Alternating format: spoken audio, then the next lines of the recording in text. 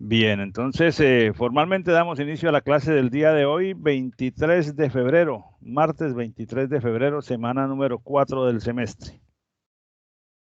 Los saludo con mi aprecio para todos y bueno, espero que todos se encuentren muy bien como siempre.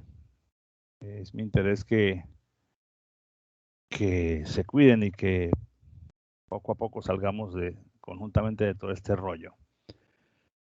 Como les dije hace un momento, esta es la semana 4, lo que quiere decir que la semana entrante tendremos que cerrar lo correspondiente al primer corte. Por lo tanto, en la semana entrante, exactamente en la clase del viernes, se va a dar ese cierre. Tendremos nuestro primer examen parcial, que más que un examen es un ejercicio o un par de ejercicios para ser desarrollados por ustedes en forma autónoma y con acceso a todas las fuentes de información. No hago examen de tipo cuestionario porque me parece que es una bobada preguntar cosas a ver si usted recuerda. Más bien tendremos un caso o un par de casos para resolver. Muy seguramente les daré ese material con suficiente anticipación al viernes para que lo puedan ir procesando de antemano. Pero entonces ese escenario se va a dar durante la semana entrante. ¿De acuerdo? Bien. No sé si al respecto haya alguna duda, alguna inquietud.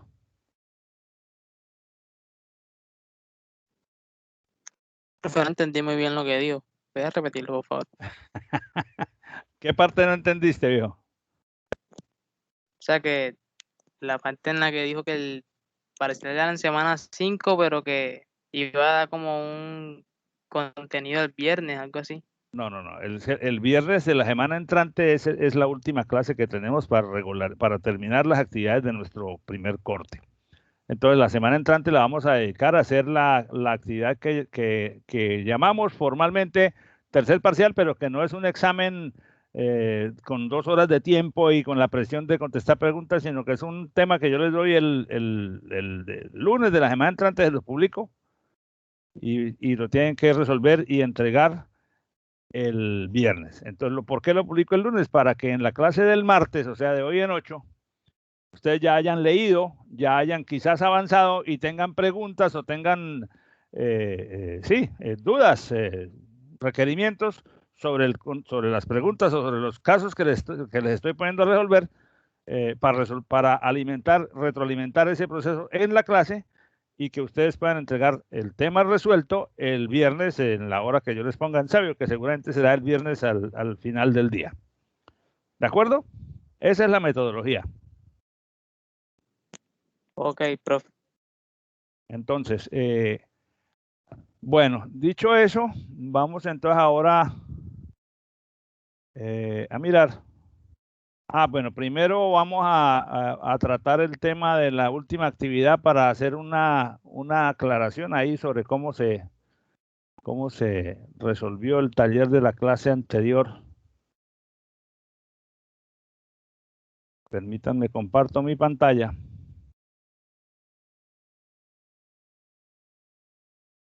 Bueno, era este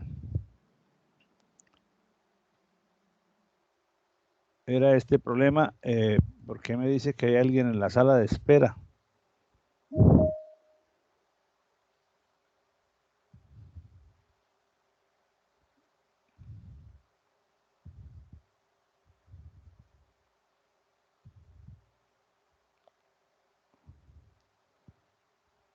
Bueno, acabo de darle admisión a una persona que estaba en la sala de espera que aparece como María.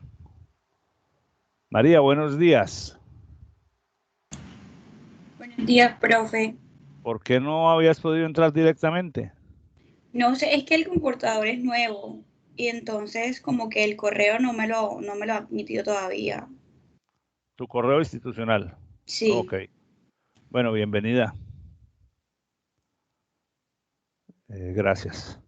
Bueno, entonces vamos a hacer la revisión rápida de este ejercicio. Básicamente consistía el ejercicio en encontrar las raíces reales de esta función. Primero gráficamente y luego, o sea, para saber dónde estaban. De una manera gráfica, pues es bastante sencillo hacerlo. Y luego usando el método de la bisección, calcular la mayor. Y luego usando el método de la falsa posición, también calcular la mayor. Ok, entonces, permítame, paso esto para acá. Y vamos a abrir aquí un navegador. Tal vez es uno que ustedes me parece que usan con frecuencia, que es GeoGebra, para graficar la función. Entonces vamos a escribirlo aquí. Menos 25.182x menos 90x al cuadrado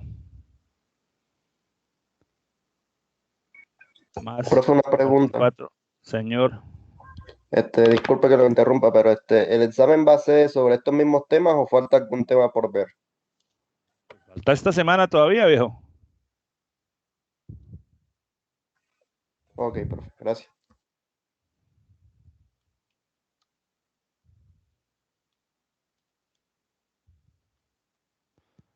Menos 8x a la 4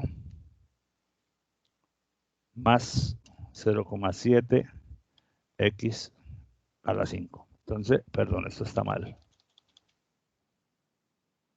Más 0,7x a la 5. Bueno, menos 25.182x menos 90x cuadrado más 44x cubo menos 8x a la 4 más 0,7x a la 5. Bien, voy a cerrar este. Entonces aquí está la gráfica de la función, que como ustedes pueden ver, aparentemente, porque eso es una cuestión simplemente de tener cuidado con lo que estamos viendo, son 3 líneas verticales. Eso no es una interpretación correcta de la realidad, porque si es una función como un polinomio como el que tenemos aquí en explícito, no, una función no puede tener tramos totalmente verticales, porque significaría que para el mismo valor de x hay varias funciones de y, y eso contradice la definición esencial de lo que es una función, porque en una relación que se caracterice o que se catalogue como función, para cada valor de la variable independiente hay uno y solo uno valores de la variable dependiente. ¿Por qué sucede esto? Básicamente porque si miramos la expresión de la función, está toda en términos de x, hay un término con un coeficiente de 25.000 unidades multiplicado por el valor de x, otro de 90 multiplicado por el cuadrado del valor de x. Entonces, supóngase, por ejemplo, que x fuera 10. Entonces, aquí estaríamos hablando que la función valdría 251.820 menos 90%, o sea, menos 9.000 unidades, más 44.000 unidades, menos 8 por 100.000 unidades, y así sucesivamente. Entonces, simplemente esto se ve así, porque estamos usando la misma escala horizontal y la misma escala vertical, pues porque la página me está mostrando automáticamente esa escala, pero naturalmente, al darnos cuenta de cómo es la estructura de la función, pues basta con cambiar las escalas. Entonces voy a poner el x entre menos 20 y 20. Voy a poner el y entre, por ejemplo, menos 30.000 y 30.000.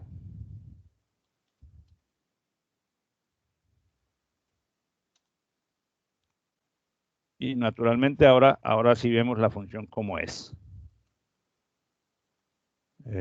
Claro, fíjense que ya no vamos con la misma escala horizontal y vertical, porque mientras en este espacio físico de mi pantalla hay 20 unidades en X, prácticamente en el mismo espacio hay 5.000 unidades en Y. Y esa es la razón por la cual en la visión original, pues, se veían como líneas verticales. Ustedes tienen que tener siempre tienen que tener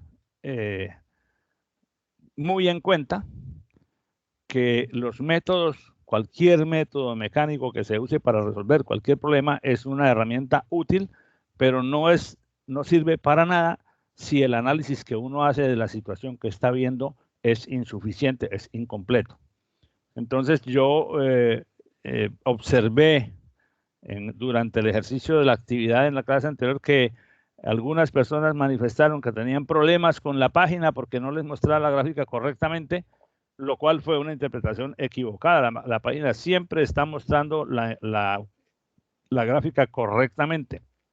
Es el usuario el que tiene que decidir si ese conjunto de parámetros de presentación, en este caso las escalas que está mostrando la página, es adecuado o no para lo que él necesita. Al ver ya evidentemente la gráfica en una forma un poco más cómoda de leer, para entender cómo es la función, ya sabíamos que era un polinomio y un polinomio de grado alto, grado 5. Pues ya lo demás es, digamos, de menor estatura. Sabíamos de entrada, sin hacer la gráfica, que una de las raíces era x igual a 0, pues porque todos los términos de la función involucran la x. Entonces, cuando x vale 0, la función se anula y evidentemente la función pasa por el origen. Tiene otra raíz en este punto que la gráfica, que la herramienta que estoy usando para graficarme la determina como 10.78, etcétera. Y tiene otra función, otra raíz en el sector positivo de la x en 16,3268, etcétera. Ya el resto del problema no tiene mayor interés porque, pues, para efectos de esta explicación, pues porque se trataba de calcular con precisión, de acuerdo al método que se les pidió, esta raíz, que es la mayor de las tres que tiene la función, que está entre 16 y 17. Bueno, el mismo graficador te orientaba hacia qué valor tienes, a qué valor tienes que llegar. Quería hacer ese comentario para nuevamente reiterarles que lo que realmente tiene mucho valor en el proceso de solución de cualquiera de estos problemas es la calidad del análisis que tú hagas de la situación antes de tomar decisiones. Es posible que la forma como originalmente se veía la gráfica en GeoGebra o en cualquier otra herramienta que hayan usado que puede suceder la misma situación, les haya inducido a pensar que había algo faltante o alguna información inconsistente en la ecuación y que por lo tanto no se podía entender muy bien cómo era, cuál era el lugar geométrico al que nos estábamos refiriendo. Pero les reitero, siempre despójense del deseo de aplicar inmediatamente el método mecánico, que hay que aplicarlo en algún momento, dándole primero el espacio a la duda, al análisis, al razonamiento, al pensar esto que estoy viendo luce extraño. ¿Por qué razón luce extraño? ¿Por qué podría estar sucediendo que yo vea esas tres líneas verticales y no vea una curva suave? Simplemente porque lo estoy viendo con un acercamiento demasiado grande en el valor de y, entonces al ir a esa escala tan detallada igual a la de las x, pues la función sube muchísimo por cada pequeñito paso que da en x o baja muchísimo y entonces tiene uno la sensación de una situación extraña o de una función discontinua, aunque pues simplemente es un error en la apreciación de uno. Eso se les va a presentar en el ejercicio profesional permanentemente porque los fenómenos reales se comportan, obedecen a las leyes físicas, a las leyes matemáticas, que no son mentiras, que son totalmente válidas, pero a veces lo hacen dentro de rangos de parámetros que no son los que usualmente hemos utilizado para aprender los métodos, que suelen estar en dominios muy pequeños y en condiciones relativamente sencillas, y es allí donde la capacidad intelectual del ingeniero se tiene que hacer presente para superar el momento de incertidumbre y analizar con mucho cuidado toda la información de que dispone hasta aclarar el panorama correctamente.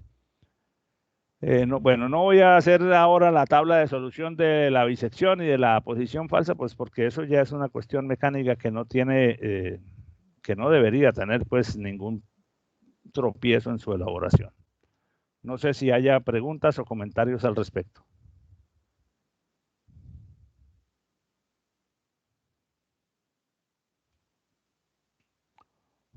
Bueno, ante esa, sí, dígame alguien quién quiere hablar.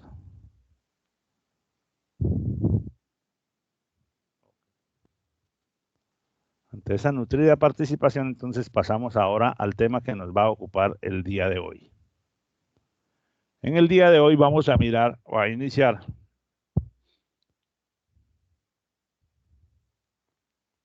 el estudio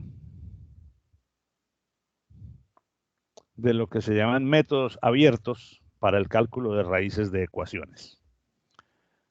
Aquí vamos a mirar tres formas muy parecidas de abordar el mismo problema que venimos resolviendo. En los métodos anteriores, el de la bisección y el de la falsa posición, era indispensable, o sea, su concepto inicial en esos dos métodos es el mismo. Hay que encontrar o hay que partir de definir primero un intervalo que rodee o que encierre, que contenga la raíz cuyo valor deseo precisar. En los métodos abiertos hay que tener un conocimiento acerca de la localización probable de la raíz, pero no es obligatorio delimitar un intervalo que la contenga. En estos métodos suele ser suficiente con escoger de una manera estratégica, de una manera conveniente, un punto de partida y a partir de como una primera aproximación, decir, bueno, supongamos que la raíz es x igual a 1,5. Aplico el método y el método me produce un nuevo valor que será la nueva aproximación, ya no 1,5, sino la nueva. Habrá siempre un error porcentual entre la que yo escogí inicialmente como punto de partida y la primera que me arroja el método. Luego tomo esa primera para calcular con la misma fórmula iterativa una segunda y mirar el error porcentual entre la segunda, que sería digamos, la segunda aproximación, para ver cuánto error porcentual hay entre esa segunda y la inmediatamente anterior. El porcentaje de error debe ir disminuyendo de una iteración a otra. Si hago eso sucesivamente muchas veces y cada vez el porcentaje de error va disminuyendo más y más y más, en el momento en el que, igual que en los métodos anteriores, al calcular una nueva aproximación, la distancia porcentual relativa entre esa nueva y la inmediatamente anterior sea menor que la tolerancia que a mí me interesa, encontré o llegué al punto final de mi cálculo y digo, esta es la raíz que estoy buscando con un error porcentual de tanto por ciento. Pero en los métodos abiertos puede suceder que a medida que yo hago las iteraciones sucesivas, yo vea que el error porcentual no va disminuyendo, sino que va creciendo. En esos casos, cuando esa situación se produce, quiere decir que el método no converge a la solución. El método no es porque el método esté malo, sino porque en la función que estoy tratando de resolver hay alguna condición para la cual el método no se adapta bien y en esos casos el método diverge, es decir, no sirve para encontrar la raíz. Eso lo observa el analista luego de varias iteraciones sucesivas, cuando ve que el porcentaje de error tiene un comportamiento errático, no disminuye, sino que aumenta. O aumenta y disminuye y vuelve a aumentar y vuelve a disminuir, pero digamos no tiene una tendencia de cierre hacia un determinado valor. Entonces vamos a mirar esa parte en el día de hoy y el próximo viernes.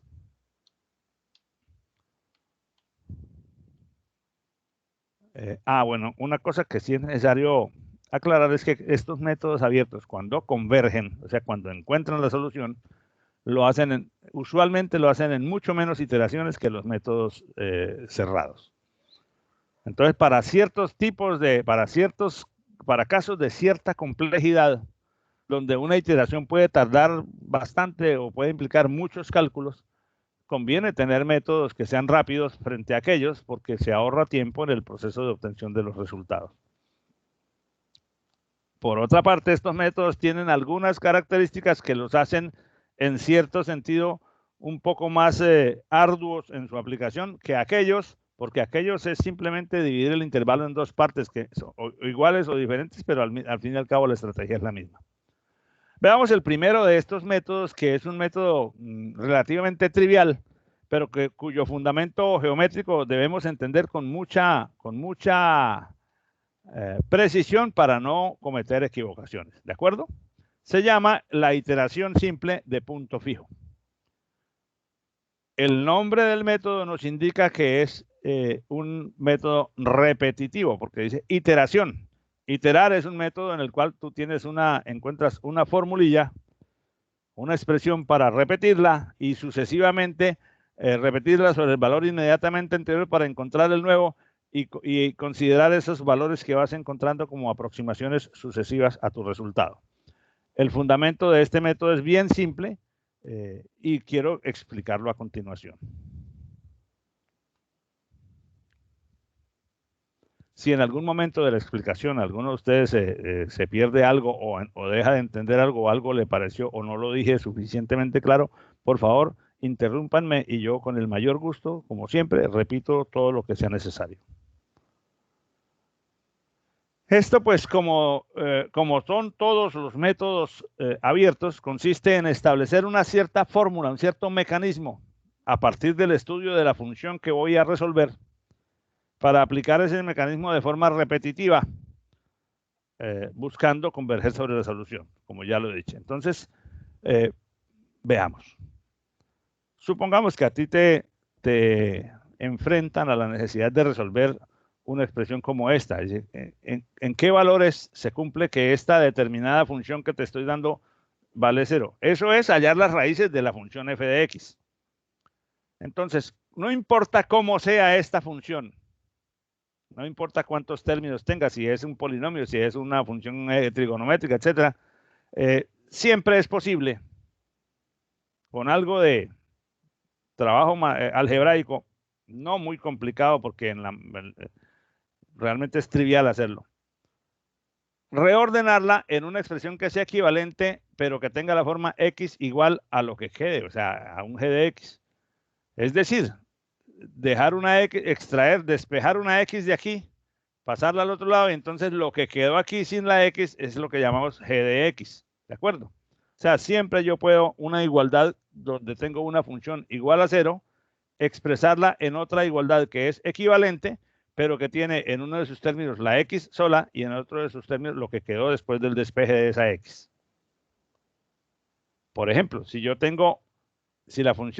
esta función fuera x cuadrado menos 2x menos 10 igual a 0, entonces yo puedo despejar una x como x cuadrado menos 10 sobre 2. X cuadrado menos 10, paso este 2x al otro extremo, al otro miembro, y el 2 a dividir, y me quedaría de esta forma, ¿verdad? Eso se puede hacer de una manera trivial, no exige demasiado trabajo intelectual. Cuando la expresión que yo tenga no me permite fácilmente despejar la x, pues porque aquí pues es trivial por un solo término, pero puede ser una cosa mucho más complicada.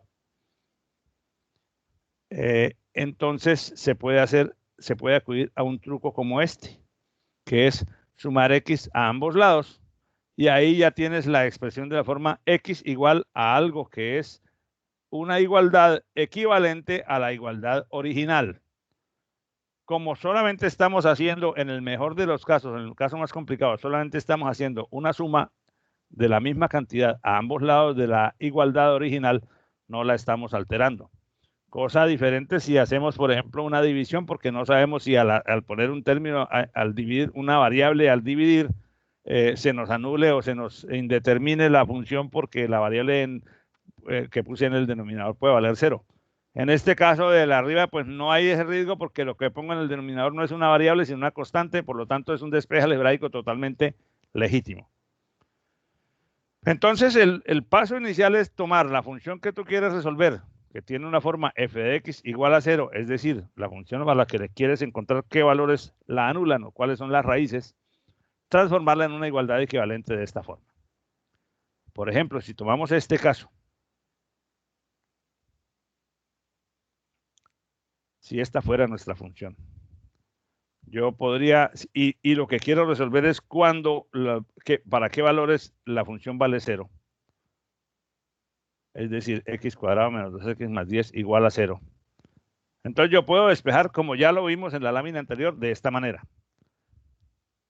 Entonces, este término que está aquí es lo que ahora vamos a denominar g de x, porque no es la misma f de x, sino es lo que quedó f de x cuando le despejé la variable independiente.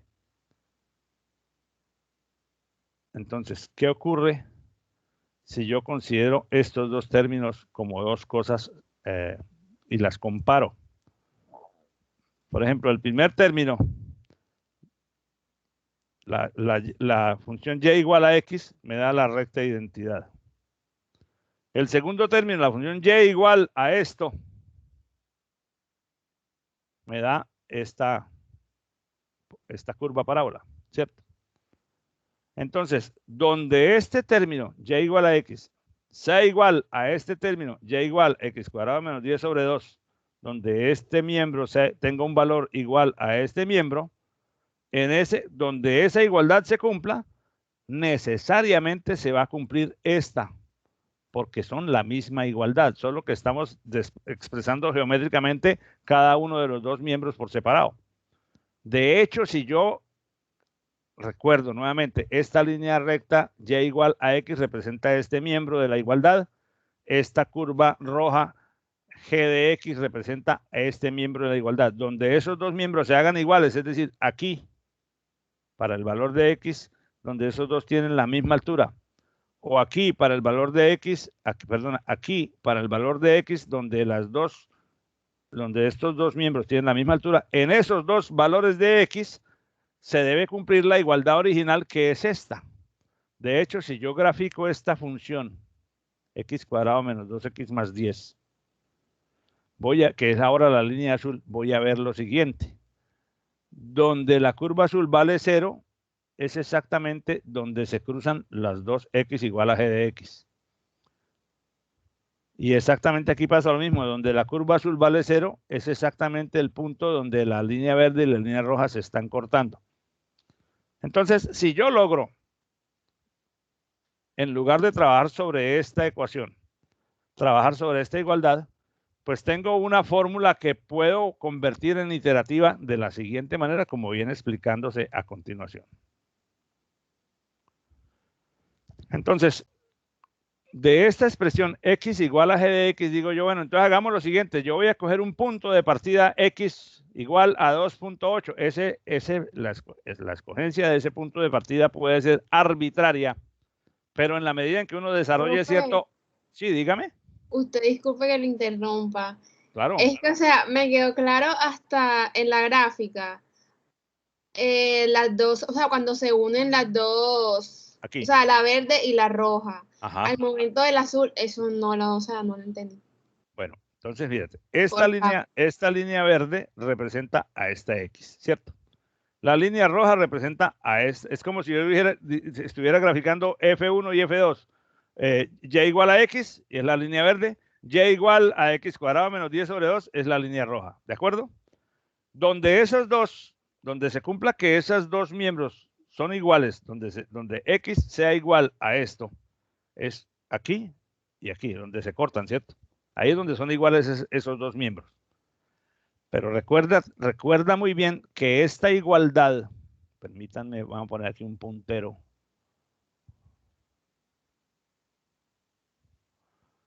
Esta igualdad, esta,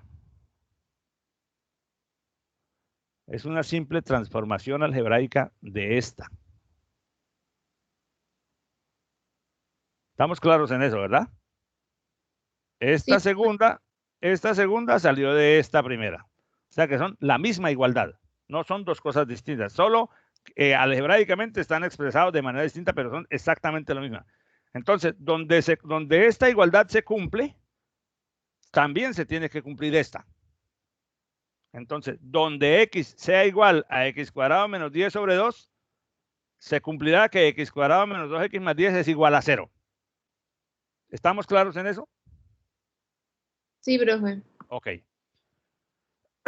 Ahora vamos a la gráfica. ¿Qué es lo que representa la gráfica? Que yo dije, bueno, vamos a graficar por un lado y igual a x.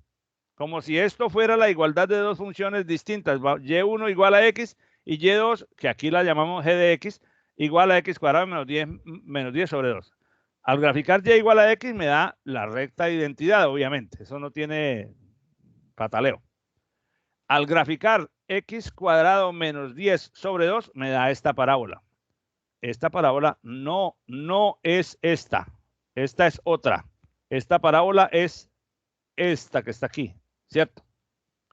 Pero como ya dijimos, donde la recta de identidad sea igual a x cuadrado menos 10 sobre 2, se cumplirá que la función original vale 0. ¿De acuerdo? ¿Eso está claro hasta ahí?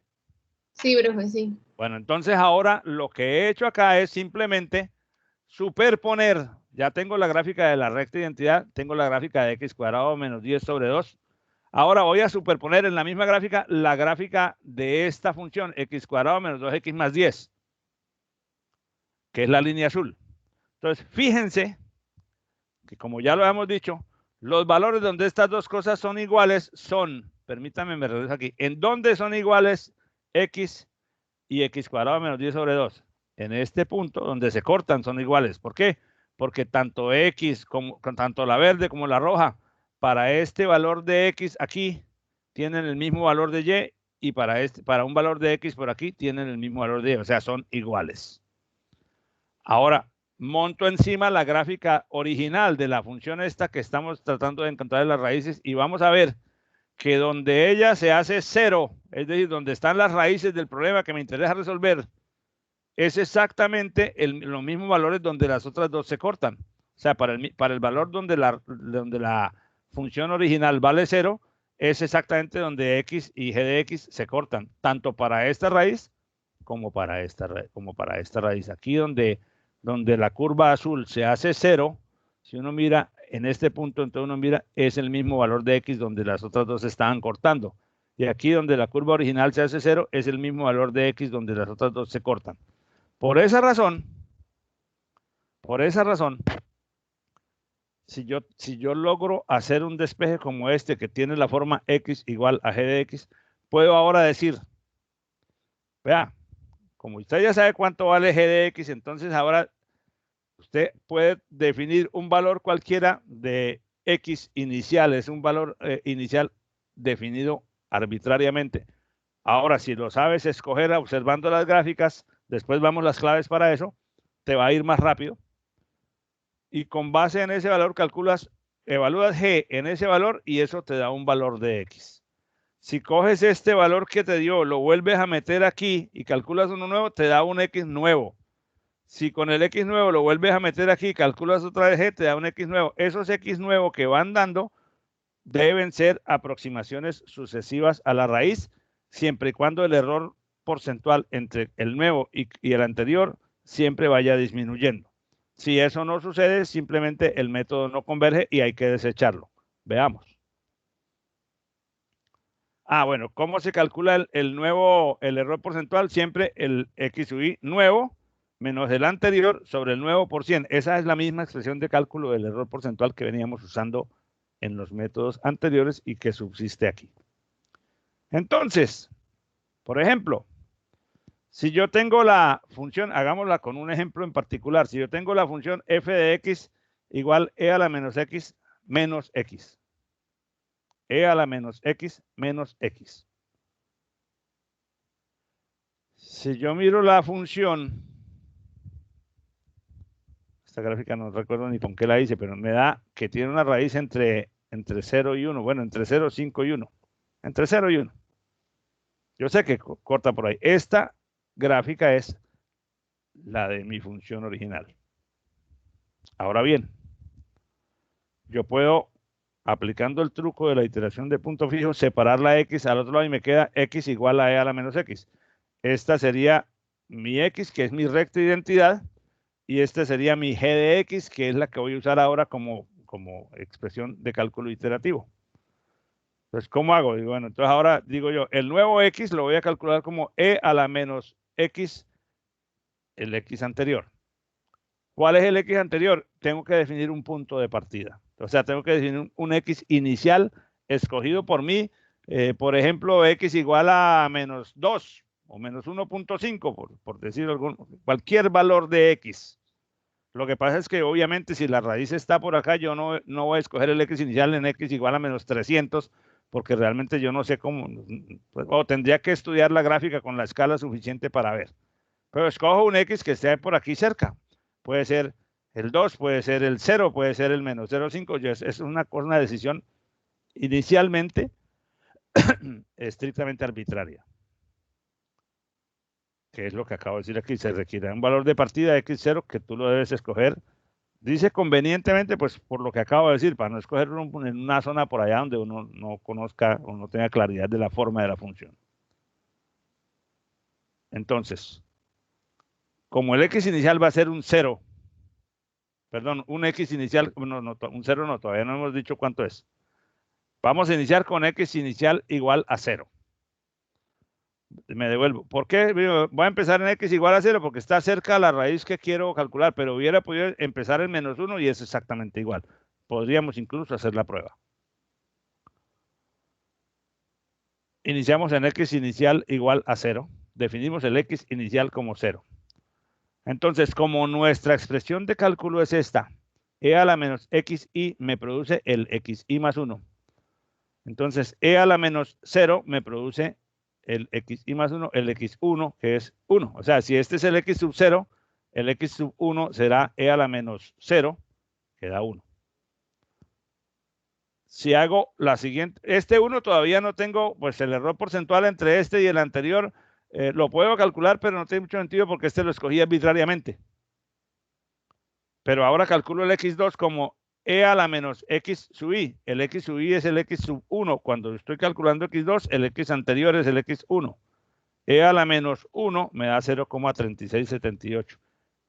El error porcentual en este momento es el nuevo, que está aquí, menos el anterior, o sea, X2 menos X1 sobre X2.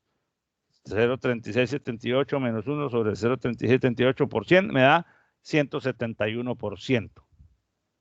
Ahora tendría que calcular un X3. El X3, ¿cómo lo calcularía? Como E a la menos ¿cuánto? 0,36. Correcto, muy bien. E a la menos X2. Ahora ya no voy a hacer este despliegue paso a paso, sino que vamos a dar los resultados obtenidos en la tabla. Este fue mi X0 de partida y me produjo un X siguiente como 1. Con el 1 encontré el 0,36. Con el 0,36 ahora me da 0,69 y en ese caso el porcentaje de error, si ustedes se toman el trabajo de calcularlo, verán que es 46.8%. Con ese 0,6922 calculo el siguiente como E a la menos 0,6922 me da 0,5. Sigo calculando y vean ustedes cómo a medida que voy calculando el valor de X sub I se va estabilizando alrededor de una cantidad y el error porcentual sigue disminuyendo. En este caso vemos que los valores sucesivos del X sub I están estabilizándose alrededor de un cierto valor, lo que quiere decir que el método está convergiendo. Lo sé por esta simple observación, pero además lo confirmo porque en cada nueva iteración al calcular el error porcentual relativo, veo que es menor que el del anterior y cada vez disminuye ostensiblemente. Si hago más iteraciones, voy a encontrar fíjate, esto que tenía aquí, esta tabla hasta la iteración 20, que vamos con el 0,002155, es esta misma. Ahora completo 20, muestro los resultados de 20 iteraciones más y vemos cómo el error porcentual llega a ser de 0, pues porque se copa el límite de representación de la celda donde estábamos haciendo los cálculos.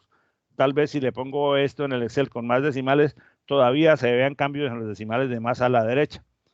Pero si a mí me interesaba un error, por ejemplo, del menos del 0,01%, en 18 iteraciones ya tendría un resultado de suficiente calidad, porque fíjense que la variación entonces ya está por allá en la quinta cifra decimal. Si esa todavía no es una precisión suficiente para nosotros, pues hay que seguir iterando hasta que yo vea, por ejemplo, que entre la 39 y la 40 ya no hay variaciones en las primeras 9 cifras decimales y quizás este sea, digamos, ya un valor con suficiente confiabilidad.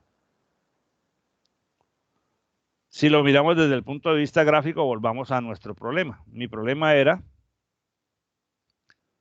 E a la menos X menos X. Aquí hicimos lo mismo. Graficamos la recta identidad Y igual a X. La curva E a la menos X, que es nuestra función G de X de nuestro método, que es esta. La función original E a la menos X con esta escala que tenemos aquí es esta línea verde. Y vemos perfectamente que donde esa línea verde tenga la raíz es exactamente el mismo lugar, el mismo valor de X donde las otras dos se cruzan. Por eso es que el método de la iteración de punto fijo tiene facilidad de aplicación, porque no hay que hacer prácticamente ninguna cosa distinta a expresar la función original con una igualdad de la forma X igual a lo que resulte y aplicar eso como fórmula iterativa. Entonces fácilmente nos damos cuenta que donde se cumple la igualdad de X igual a G de X es el valor de la variable independiente en donde está la raíz de la función original. Y eso, ya lo hemos dicho varias veces, obedece a que donde X igual a G de X, donde X sea igual a G de X, F de X vale 0, porque esa igualdad se desprendió simplemente de un despeje algebraico de la función original F de X igual a 0.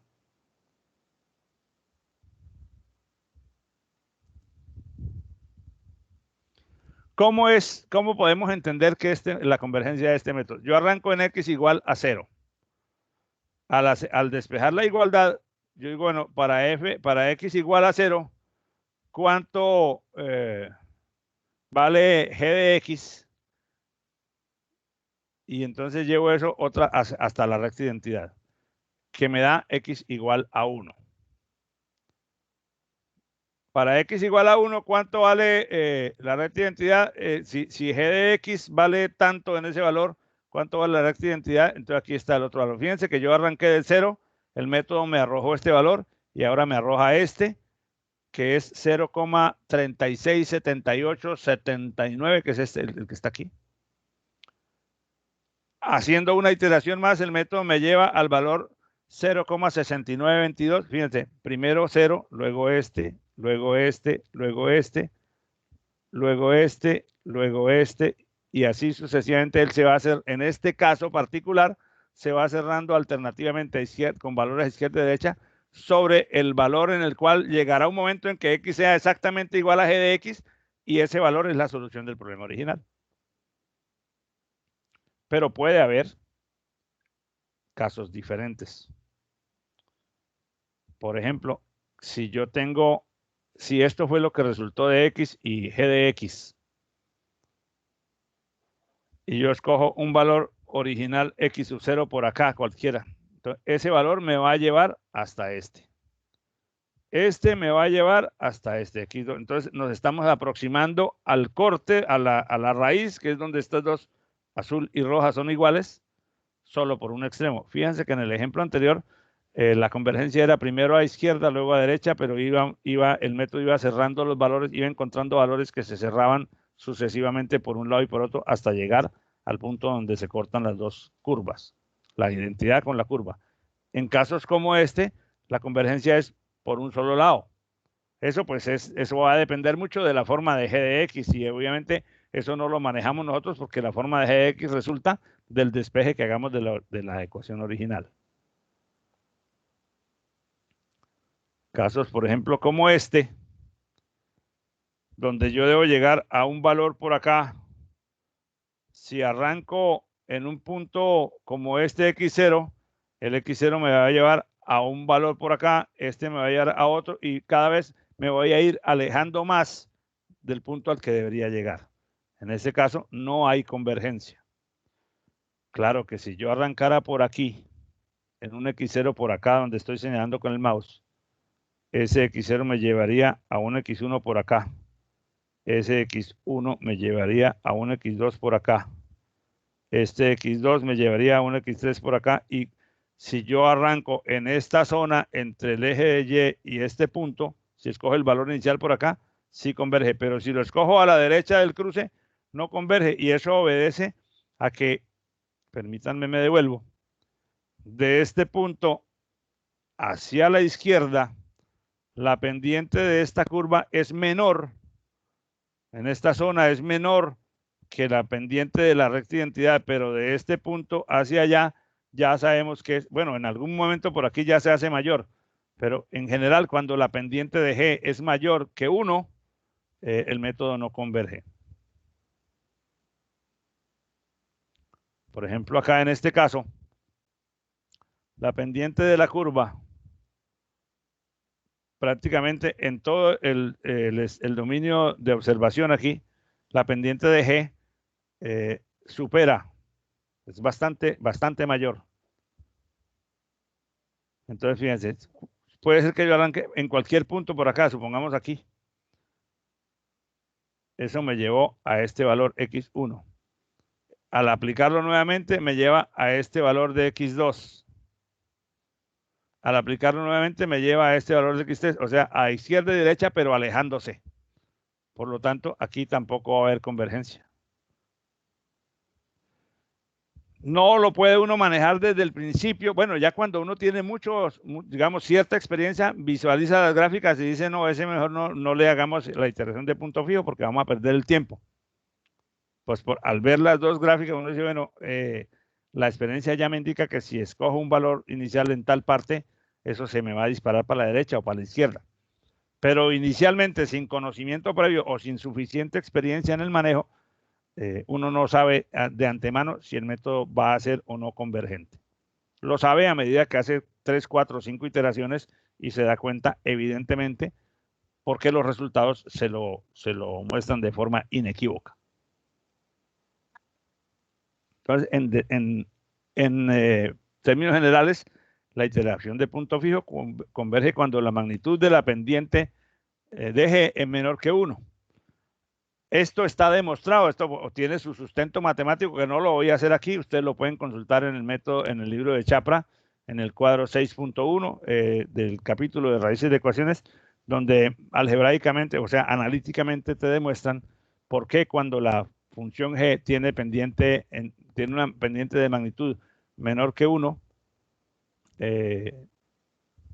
menor que 1 o mayor que 1, menor que 1, yo estaba diciendo mayor que 1 antes de menor que 1. El método no converge. Si dije antes mayor que 1, por favor, corrija. Bueno, eso es, digamos, lo que tenía para la clase de hoy, porque ahora el método de Newton-Raphson, para poder hacer un ejercicio, pues nos toma bastante más que los 5 minutos que nos quedan.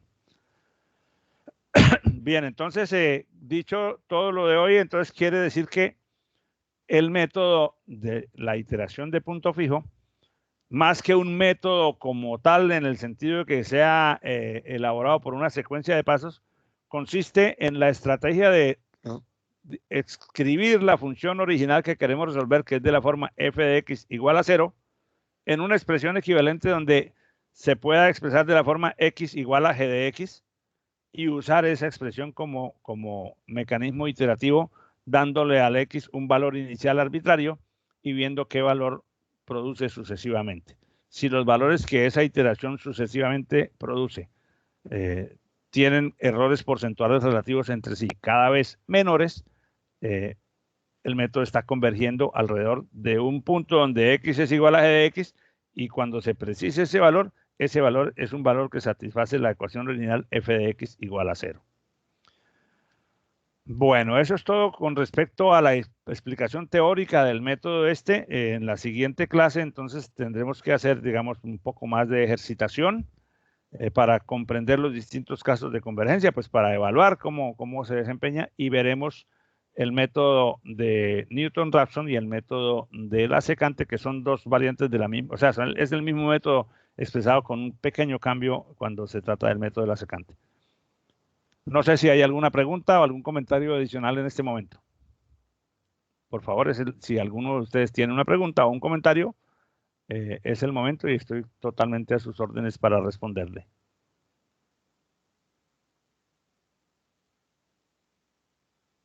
Profe, en las tablas de convergencia, cuando se va a hallar las interacciones, ¿debe necesariamente llevarse hasta el punto que sea de error relativo 0,000? No. Al igual que en los métodos anteriores, se lleva hasta que el error porcentual sea satisfactorio según el criterio que se haya puesto en el momento de resolver el problema. Por ejemplo, si estás calculando, la variable que estás calculando representa, qué sé yo, una fuerza sobre un cable, si te dicen, bueno, calcúlala con un porcentaje de error relativo inferior al 0,5%, ese será tu límite. No hay que llevar hasta el cero absoluto, aunque realmente, vuelvo y les digo, salvo en casos de demasiada complejidad, pues uno pone eso dentro de una herramienta computacional y ella que haga las iteraciones. Veremos, creo que alcanzamos a ver el lunes entrante unos ejemplos de ese tipo para que veamos que hay herramientas ya hechas que nos permiten hacer esa solución de una manera muy fácil. Pero nuevamente, al igual que en los casos anteriores, el límite hasta dónde trabajar es un porcentaje de error dado como parámetro, digamos, en el diseño del problema.